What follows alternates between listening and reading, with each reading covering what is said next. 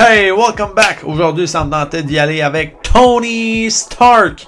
Si t'as pas vu la première vidéo de lui, tu peux aller la voir, ok? Mais là, aujourd'hui, on reparle de 3 autres leçons. Parce que Iron Man, Tony Stark, c'est tout un personnage qu'on peut s'inspirer.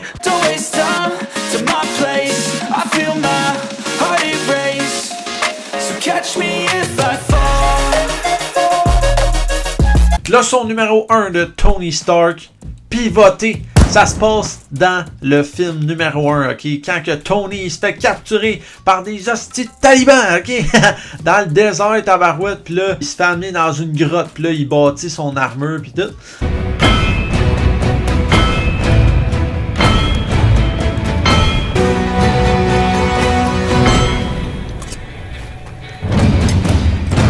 Mais quand il revient, là, qu'il se sauve, puis là, il revient à l'aéroport, mange son cheeseburger, puis là, il parle aux journalistes. Là, il fait une conférence de presse où est-ce qu'il dit que Stark Industries arrête de faire de la manufacture d'armes, ok? Fait que ça, c'est une grosse annonce parce que c'est là-dessus qu'ils ont basé leur argent. Tu sais, c'est un empire basé sur vendre des armes.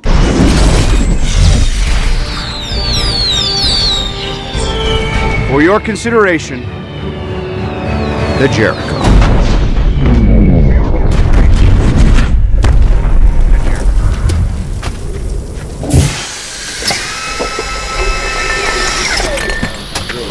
I'll be throwing one of these in with every purchase of 500 million or more. It's a piece. Puis là, il veut tout arrêter ça. Mais c'est ce qu'il va faire, il va pivoter, il va utiliser les technologies qu'il y a en ce moment pour en bâtir de nouvelles, puis continuer d'aider les gens. Comme justement, le meilleur exemple d'une nouvelle arme qui va créer une nouvelle affaire, c'est son armure Iron Man. Pendant un certain temps, là, il est comme tout le temps dans le sous-sol, dans son garage de char aussi, qui construit ses premières armures pis tout. Il passe tout son temps là, parce que c'est ça son nouveau projet, l'armure Iron Man. Pis ça sert à quoi? À protéger les gens des méchants comme les tabarnaks qui l'ont capturé, ok?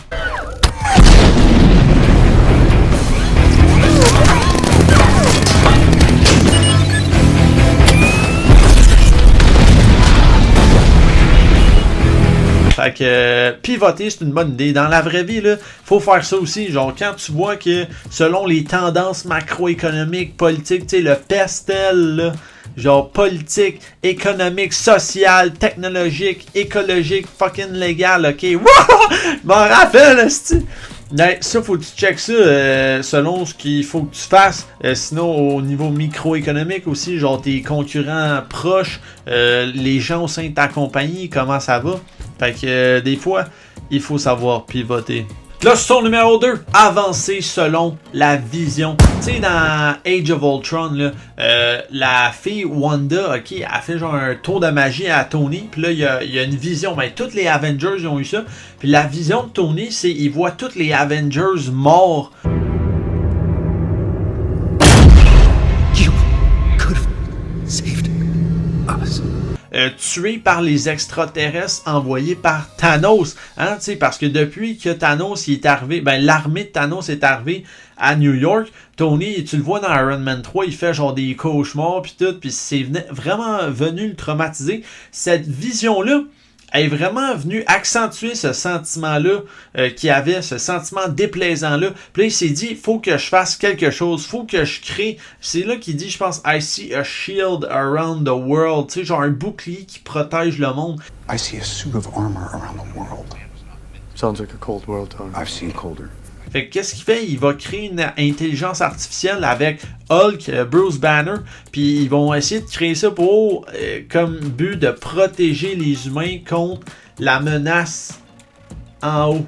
Puis ben même si Ultron s'avère à être un méchant, c'est quand même un pas de plus vers le endgame. C'est un pas de plus vers la destinée de Tony Stark. Parce que grâce à ça, ça l'a permis de créer Vision aussi, qui est une pièce maîtresse pour le reste, la bataille de l'infini. Là, il y a une des 6 pierres de l'infini, puis il combat Ultron. Fait que en tout cas, genre ça fait partie de la destinée, ok? Donc avancer avec sa vision en tête. Ça t'aide à produire des projets de qualité qui sont focus, persistants, puis ça te permet vraiment d'avancer dans un monde rempli de distractions. Leçon numéro 3 aujourd'hui, le pouvoir du et. Ok, le pouvoir du et, ok, E-T, ok. J'ai vu ça dans un livre, ok, j'avais lu, il y a peut-être 2 ans, ça s'appelle Build to Last. Ça, c'est un gros livre, que c'est comme une recherche que 2 genre professeurs / scientifiques qui étudiaient les business, ils ont fait une grosse étude sur le dernier siècle, les plus grandes entreprises américaines, puis c'est quoi qui les distinguait, genre c'est quoi qui faisait en sorte qu'ils étaient vraiment bonnes, les plus profitables, etc. Surtout les plus profitables dans le fond. Puis ce qui les distinguait, c'est que bien souvent les gens, ces compagnies-là, ils sacrifiaient pas, mettons, le bonheur d'aujourd'hui pour un meilleur lendemain, tu comprends? Ils voulaient les deux. Les dirigeants dans ces compagnies-là, ils se disaient, OK, on peut augmenter nos marges de profit aujourd'hui et avoir une meilleure profitabilité à long terme aussi. On peut, dès aujourd'hui, couper les coûts de tout ça et être plus éco-responsable en investissant dans ça et faire encore plus de profit. Genre, on est capable de faire du bien à nos employés, puis à nos investisseurs aussi. On est capable, genre c'est pas comme si je vais là, je peux pas aller là. Non, c'est un cercle, c'est genre, c'est le pouvoir du et. On est capable de faire ça et ça. Le lien avec Tony Stark, ok, c'est dans Endgame, ok. Tu sais, les Avengers, là, après que le clic soit fait, là, le bloop, je sais pas comment il appelle ça. Tony, lui, il est bien. Il est dans sa vie de chalet avec sa famille. Fait que lui, c'est la belle vie.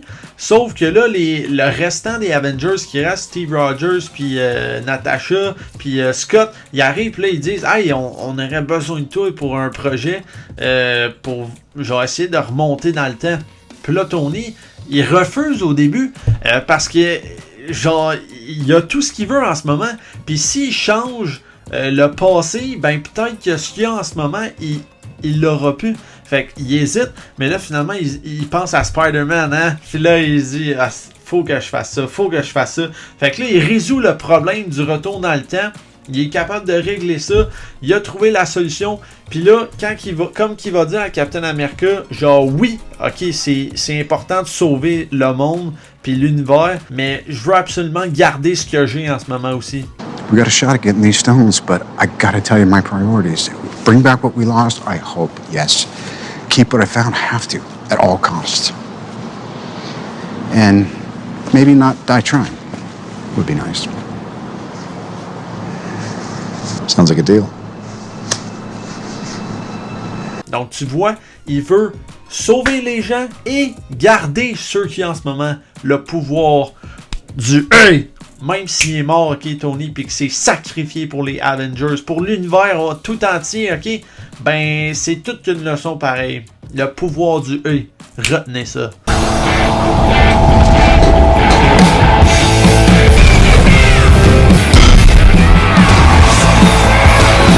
Alors sur ce, c'était 3 autres belles leçons de Tony Stark. On va revenir sur lui un jour. Le prochain qu'on va faire, on reste dans les milliardaires, ok? Batman, yeah! Ok, The Dark Knight, bien sûr. Pas d'autre Batman que celle-là. Let's go!